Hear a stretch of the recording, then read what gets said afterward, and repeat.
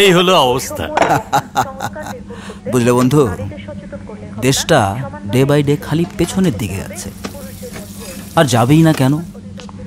এখানে মেয়েদের কোনো রেসপেক্ট আছে? যেখানে দেশের অর্ধেক ম্যান পাওয়ার ঘরে বসে থাকে, সেখানে ডেভেলপমেন্ট হবেই বা কি করে?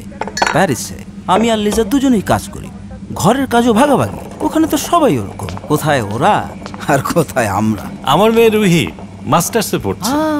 মন্দিও তা বিয়ে হয়েছে নিশ্চয়ই? আরে না, আগে মাস্টার্সটা শেষ করুন। আরে মাস্টার্স দিয়ে কি হবে? মেয়ে বড় হয়েছে, বিদেশ থাকে এমন ছেলে থেকে মেয়েকে বিয়ে দিয়ে দাও। আরে সংসারটাই তো মেয়েদের আসল।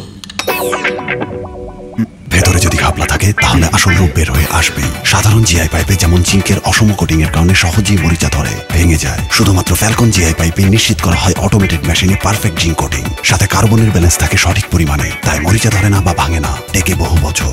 Falcon GI pipe, performance perfect.